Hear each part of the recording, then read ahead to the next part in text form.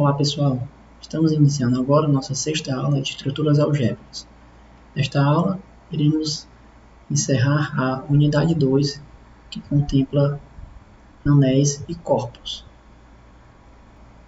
Inicialmente, vamos abordar o conceito de anéis quocientes. Então, se nós considerarmos I, o ideal, em um anel comutativo A, nós sabemos que ele é um subanel de A. Portanto, ele vai ser um subgrupo aditivo de A. Tudo isso via definição, tá?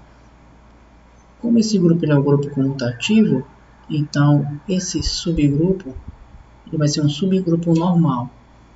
Portanto, faz sentido considerar o grupo quociente, A quocientado pelo ideal I.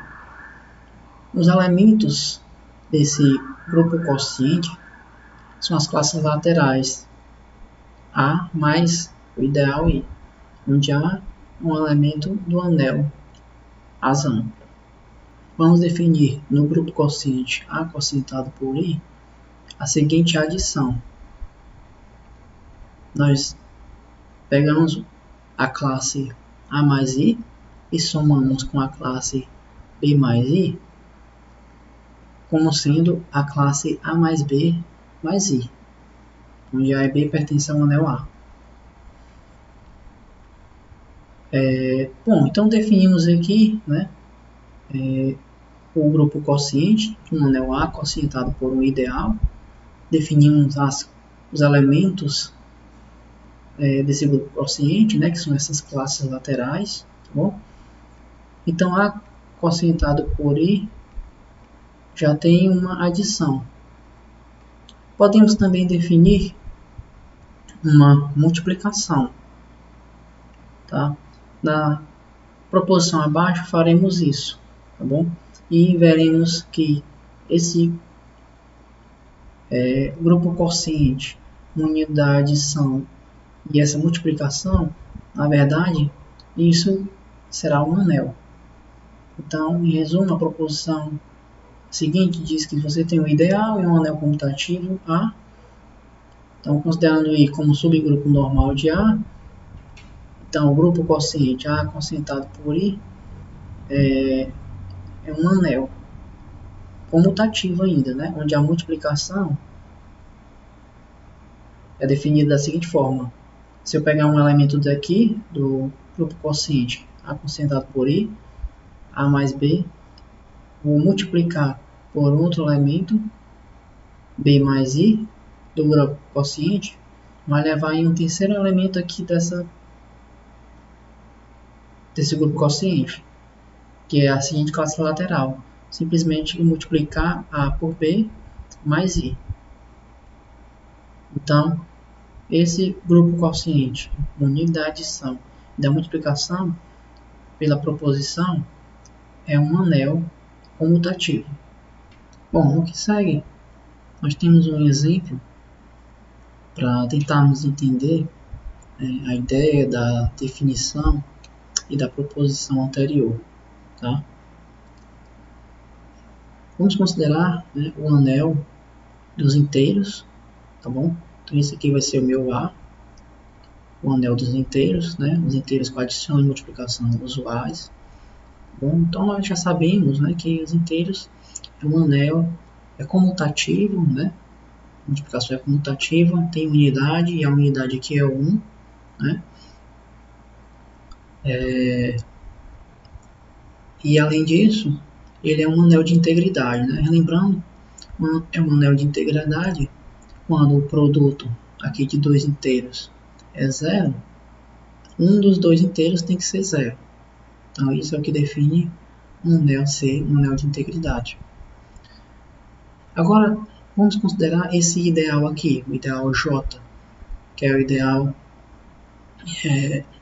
gerado aqui por esse número inteiro 6, tá? Lembrando essa definição aqui da lista de exercícios, né? Só relembrando, no caso aqui, esse conjunto gerado aqui pelo inteiro 6, esse aqui por definição, todos os números da forma 6K, né? Eu pego isso aqui e multiplico, usando a multiplicação do anel, que no caso aqui é a multiplicação usual, por todos os elementos do anel. Então é 6 vezes todos os inteiros. Tá? Em outras palavras, aqui me dá o conjunto dos múltiplos de 6. Tá bom? Esse conjunto aqui, o J, ele é de fato um ideal. Certo? Vamos simplesmente verificar que J é ideal. Então, primeiro item, a gente tem que pegar dois elementos de lá. Vou pegar x e y, dois elementos em J. Então, eu tenho que provar que a diferença está em J. Então, como x é um elemento em J, então x é um múltiplo de 6. Então, é um 6 vezes K1, onde K1 é um certo inteiro. Então, o y também, como está em J, então ele é um múltiplo de 6, é 6 vezes um K2. Portanto, a diferença x menos y é 6 vezes K1 menos 6 vezes K2. Colocando 6 em evidência, é K1 menos K2. Portanto, isso aqui é um elemento que está em J. O segundo item, eu tenho que pegar A, um elemento no anel. Então, vou pegar A, um número inteiro. Pegar X, um elemento no candidato a ideal, no J. Faço a multiplicação, A vezes X. Então, isso é A vezes X, com o elemento está em J, ele é 6 vezes K1, onde K1 é um inteiro. Então, colocando 6 aqui, usando a comutatividade e a associatividade nos inteiros, então isso aí é 6 vezes A vezes K1. Como A e K1 são inteiros, A vezes K1 é inteiro também. Assim como esse K1 menos K2, esse produto aqui é inteiro. Portanto, A vezes X também é um múltiplo de 6. Então, de fato, o J é um ideal, certo? O que seria, como o J é um ideal, né? E A é um anel comutativo, nós vimos então que A quocientado pelo J, né? No caso aqui, seria os inteiros quocientado pelos múltiplos de 6. Isso aqui é, de fato, um anel comutativo, tá? Onde a adição aqui é definida assim. Você pega um inteiro e soma. Pega um inteiro com o ideal, né? Então aqui é a classe lateral, tá? E soma com um outro inteiro com esse mesmo ideal. Isso aqui, por definição, é A mais B adicionado com o ideal, certo? E o produto da classe por essa outra classe simplesmente é o produto dos inteiros, né? Adicionado aqui com o ideal, certo? Por exemplo, se você pegar aqui A como sendo 2, né? E B como sendo 3, o que seria essa classe 2 mais o ideal J? Isso aqui são todos os números da forma 2 mais 6K, o K variando nos inteiros.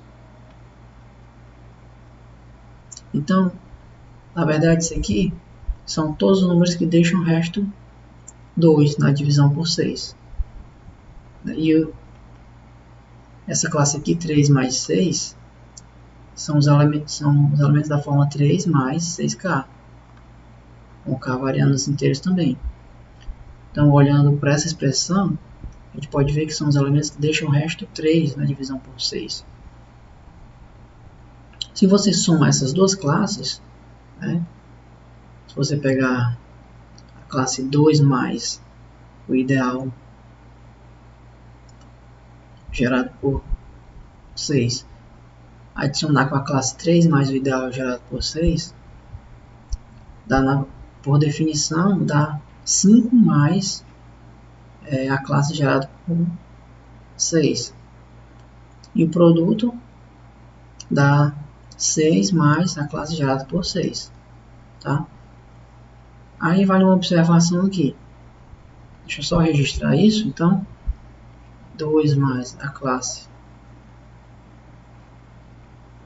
de 6 adicionado com 3 mais o ideal gerado por 6, isso aqui é 5 mais o ideal gerado pelo número 6, né? E o produto dessa classe lateral por essa classe lateral aqui dá 6 mais a classe gerada por 6. Mas se nós prestarmos atenção, 6 mais a classe gerada por 6 é 6 mais os múltiplos de 6. Então, 6 mais múltiplo de 6, se eu colocar 6 em evidência, isso aqui dá 1 mais K. Dá 1 mais o certo, ou seja, isso aqui dá um outro múltiplo de 6. Então, na verdade, 6 mais a classe gerada pelo número 6 dá exatamente a classe gerada pelo número 6. Todo elemento está aqui e vice-versa. Tá bom? Então,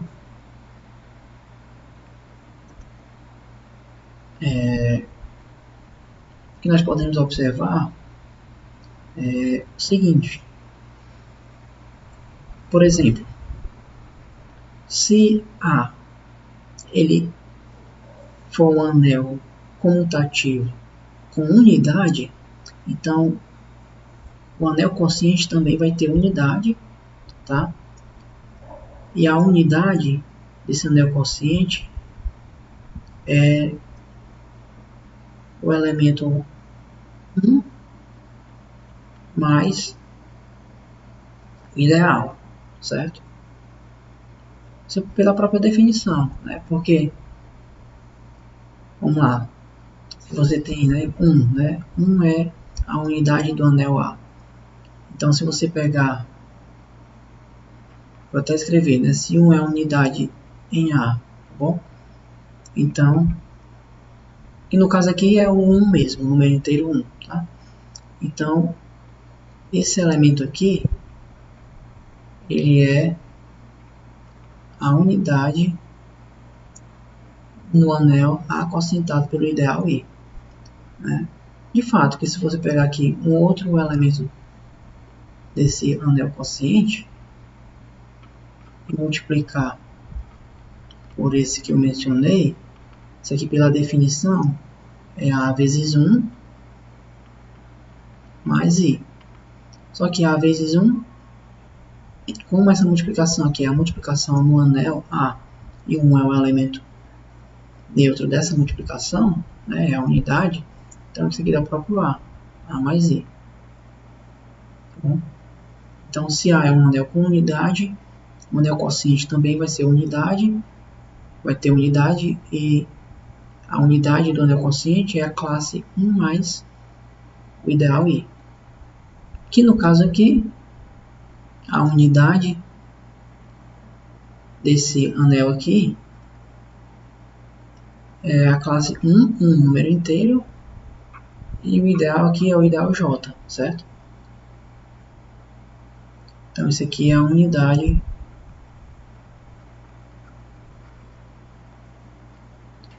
desse anel aqui, certo?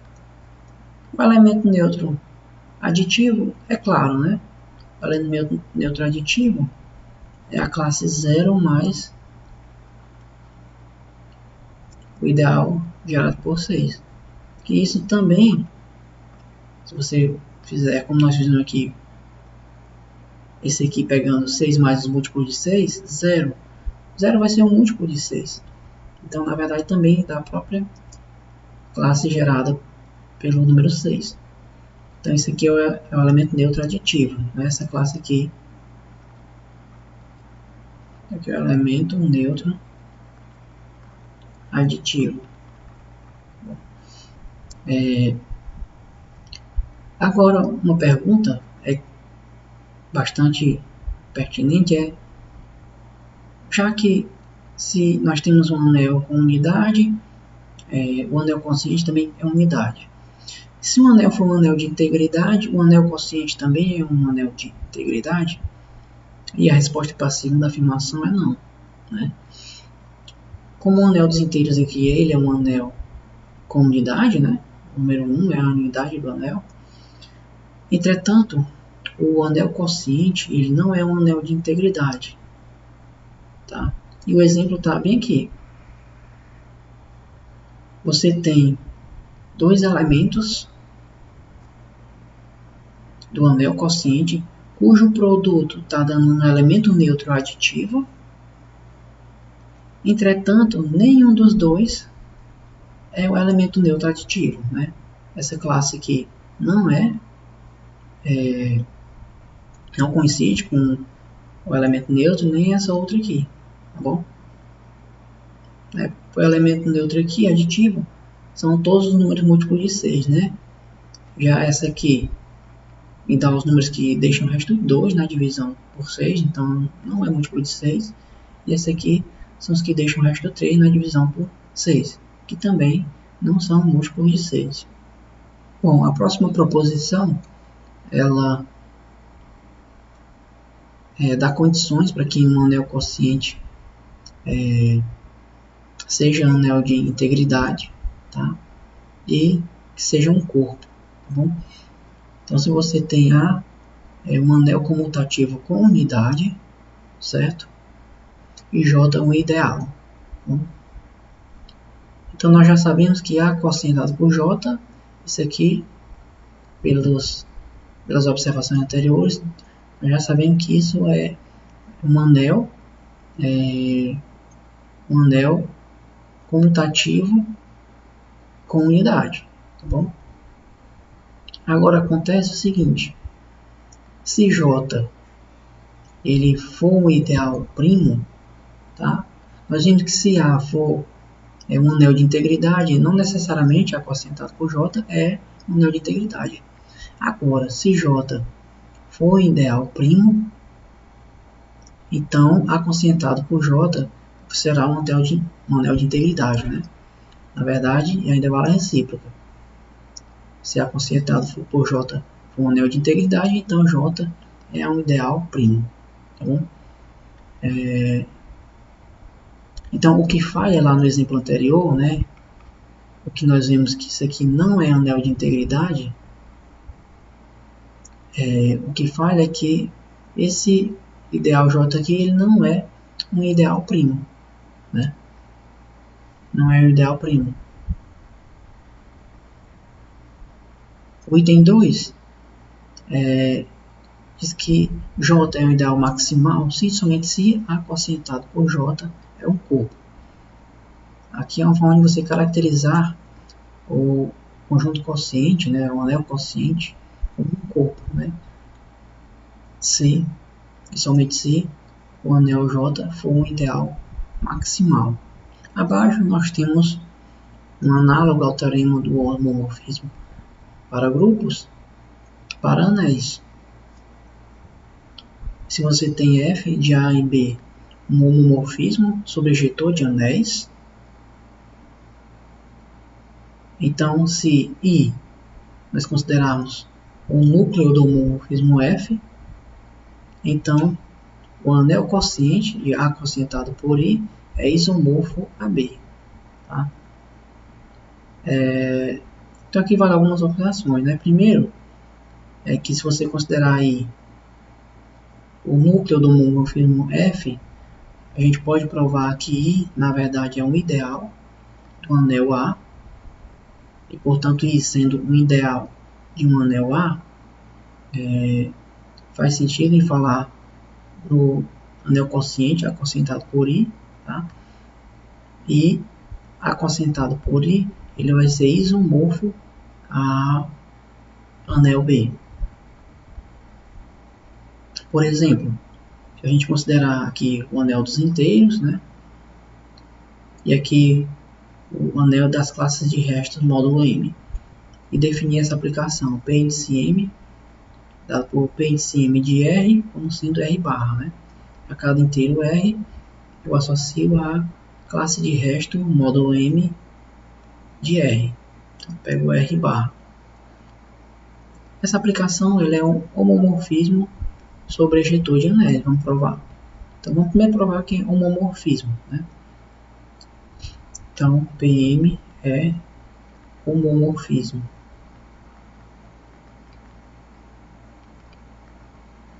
Então, para eu provar que é homomorfismo, eu tenho que provar que duas coisas, né?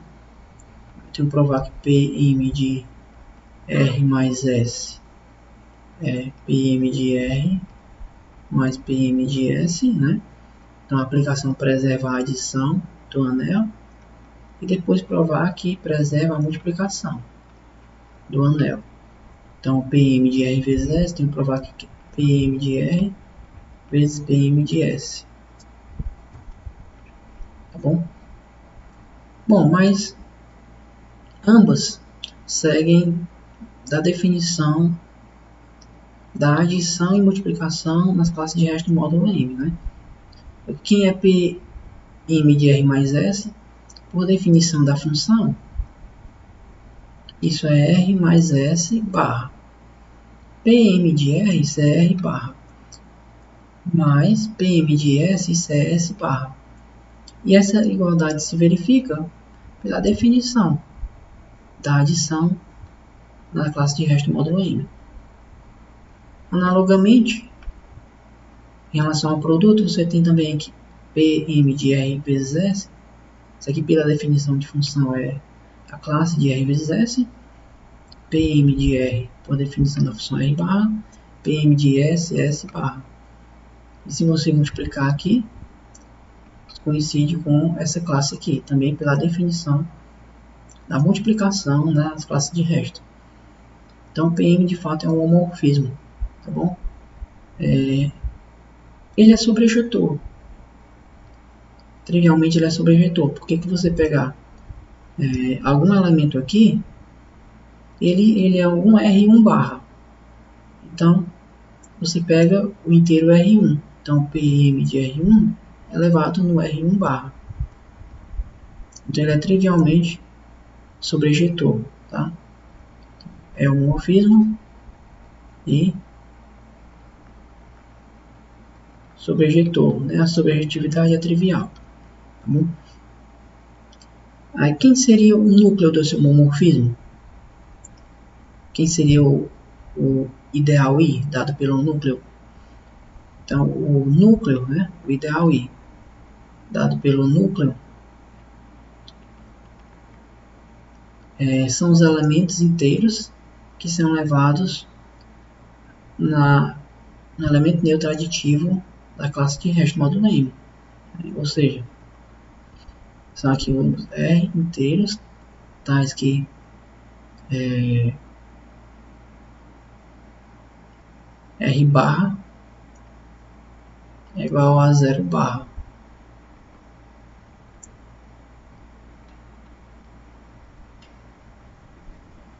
Ou seja,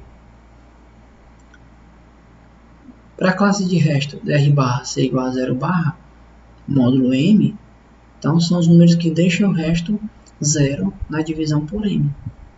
Então são os múltiplos de M. Tá? Então os múltiplos de M vamos denotar, né?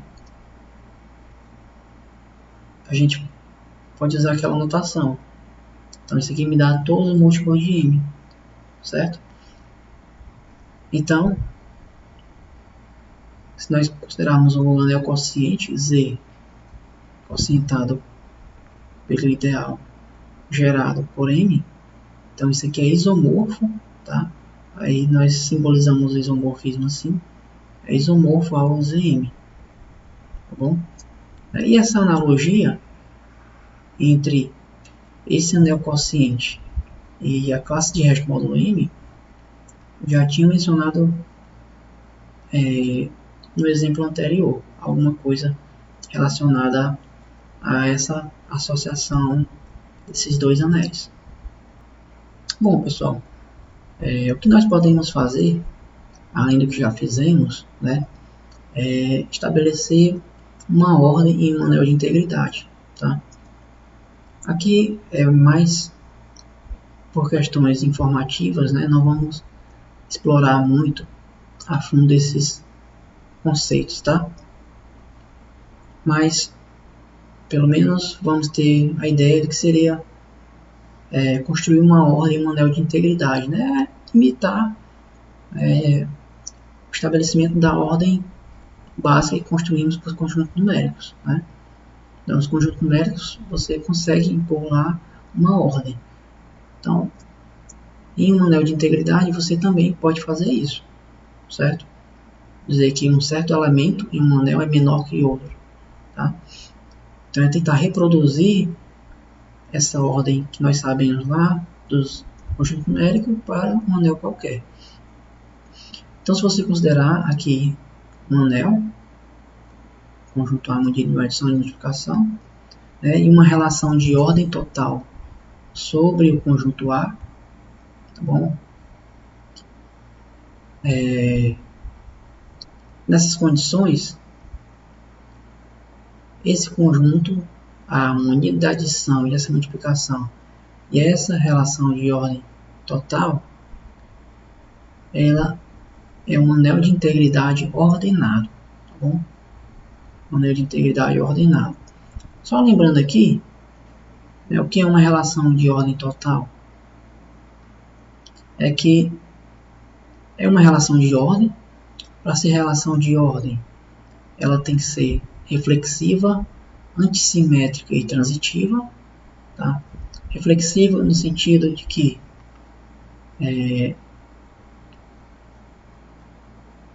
todo elemento é menor ou igual que ele mesmo.